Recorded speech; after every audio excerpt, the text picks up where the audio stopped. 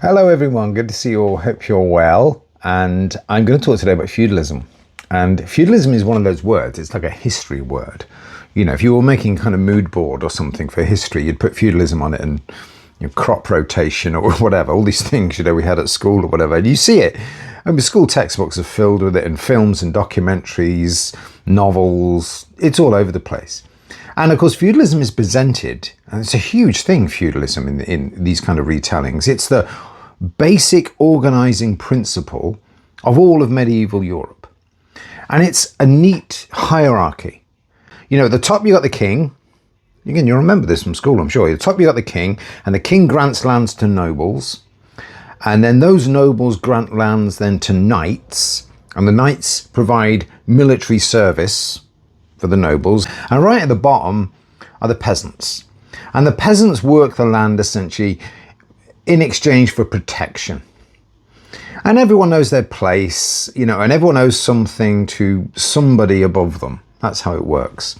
And everything kind of fits, of course, neatly into this lovely pyramid, this lovely, neat pyramid, a wonderfully tidy hierarchy, which of course means it's very easy to teach in the classroom. You can draw it on a blackboard and label every layer, and the students will remember exactly what it is. A pyramid is a brilliant teaching tool when you think about it. It's clean, it's symmetrical, and it's easy to remember as well. So it feels like the Middle Ages in one diagram. But there's a big problem. Medieval people never used the word feudalism. They didn't think in those terms. The system we call feudalism never actually existed. The neatness of this model is really the main problem. Because the Middle Ages weren't neat. They were governed, not by a single system, but by a myriad of different systems. The feudal pyramid is essentially a modern diagram, not a medieval reality.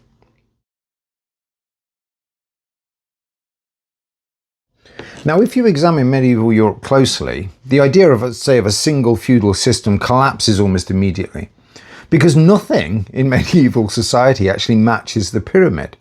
You have different regions which operate in completely different ways. So England didn't work like France, and France didn't work like Germany, and Germany didn't work like Italy, etc., etc. And of course, none of them worked themselves individually like the diagram in the textbook. Even within a single kingdom, practices were wildly varied. So a village, 20 miles away might operate under an entirely different custom and system. If you were to ask, a medieval farmer, what system they live under, they just stare at you blankly, and just want to wander away. Land holding itself is all over the place. I mean, some land is held in exchange for military service. Plenty of it wasn't, though. Some was held for rent. Some was held for ceremonial reasons or religious reasons. Some was inherited. Some was just simply taken by people. There was no single pattern that applied everywhere. And medieval people never pretended there was either. It's the same story with the peasants. Peasants weren't universally serfs, tied to the land somehow. Many were free tenants who paid rent. Some of them just owed labour. Some of them owned just taxes and no labour at all. Many of them moved between regions. Many of them bought land and sold land. Again, if you'd ask a landless sort of medieval agricultural worker whether they were a peasant, they really wouldn't know what the hell you're talking about. It's not a fixed class. It isn't even a legal category, peasant. The idea, say, that all peasants are trapped in some sort of rigid hierarchy of serfdom is a complete modern invention. Knights were the same. Knights weren't the kind of clear middle tier of the pyramid either. I mean, many of them were professional soldiers, sort of mercenaries. Some of them were minor nobles. Some weren't nobles at all. Some held land, some didn't. I mean, some of them were just thugs, to be quite honest. I say kind of guns for hire. And some of them held land, but owed no military service whatsoever to anyone. The model doesn't capture any of that. It just has them all together as knights. Finally, we might ask about kings, of course, at the top of the pyramid. Kings actually often in the medieval world had much less control than their own nobles did. Royal authority was very inconsistent. So local lords really exercised the real power, and kings had to negotiate constantly. There was no kind of automatic chain of command between all these different pieces. No clear hierarchy, no universal structure.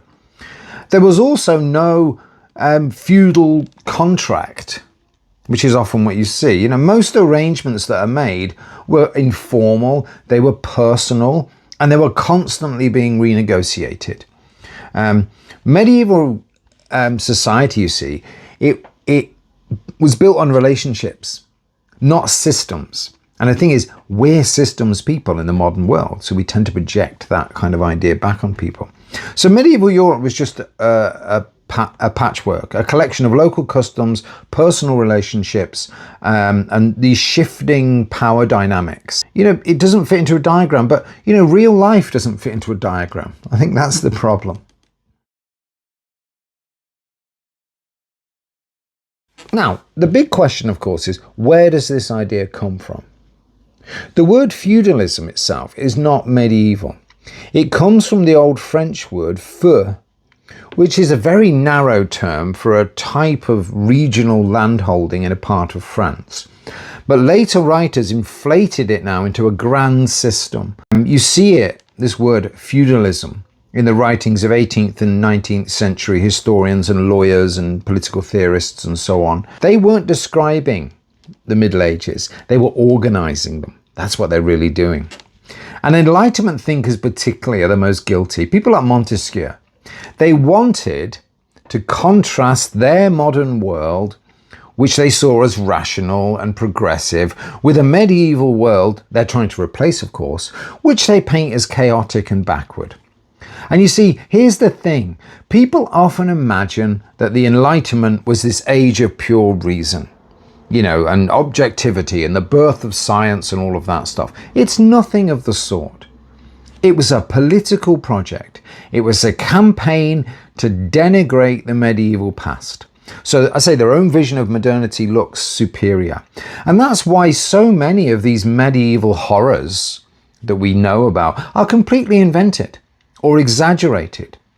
So the chastity belt, you know, didn't exist. The Spanish Inquisition, which is, again, another kind of trope everyone has. We'll talk about that some other time.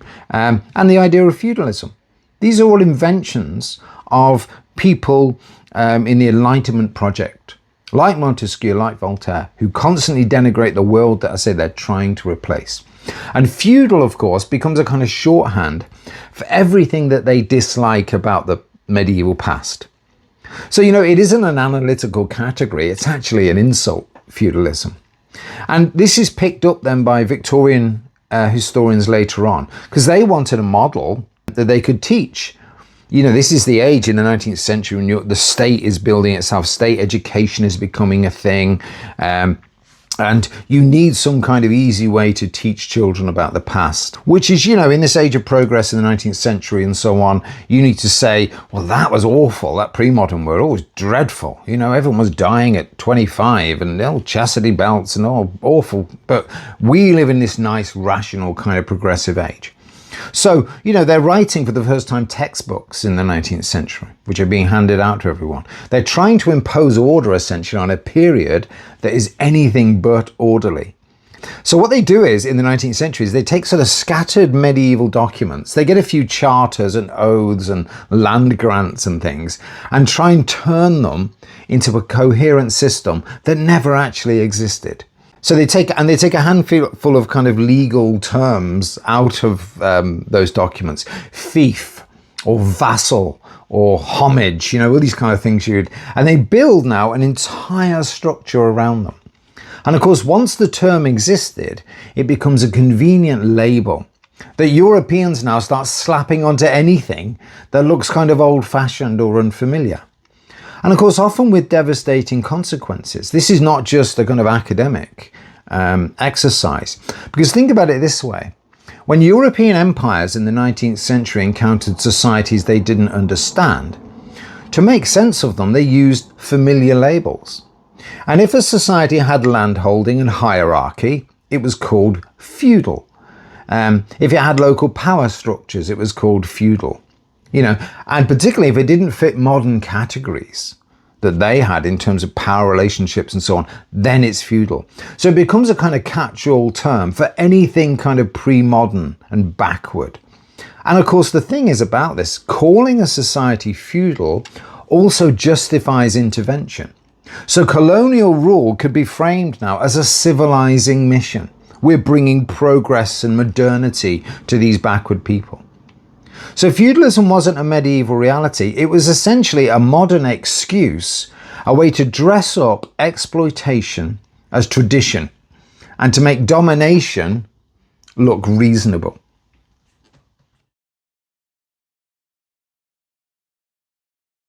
Now, the idea of feudalism survived for one simple reason. It's useful. Because for everybody, it gives teachers, I say, a simple way to explain a very complicated period. It gives writers and filmmakers sort of ready-made structures. It fits modern assumptions about hierarchy and structure and progress and so on. Accepting that feudalism never existed forces us to rethink a huge amount of modern theory, and a lot of people aren't prepared to go there. Think about Marxism, for example. Marxism, which is meant to be scientific, remember, in the view of Marx, depends on a feudal stage to make sense, because he bought into this idea as well. So if you remove that stage, the whole kind of ladder, feels far less tidy. The idea of feudalism, you see, it flatters the modern world. That's what they're doing. Because if the medieval period was rigid and hierarchical, like they say, then the modern world, with all its little freedoms and social mobility and so on, looks wonderfully enlightened by comparison. So therefore, it's a good thing. And when we talk about feudalism, what we tend to do is flatten the Middle Ages into a single model that just never existed. The period becomes static and predictable and kind of dull, but it never was dull. Feudalism, isn't a window onto the medieval world. Essentially, it's a filter that distorts it. So the thing is, did medieval Europe have hierarchy? Yes. Did it have landholding and power relationships? Yeah, of course. But a single unified feudal system stretching across the continent? Absolutely not. That system is a modern construction. It's a 19th century idea projected backwards to simplify a world that was far richer and far more interesting. And understanding that complexity really tells us far more about the past than any tidy pyramid ever could. Thanks for watching, everyone. Take care of yourselves, and I'll see you all next time. Bye-bye.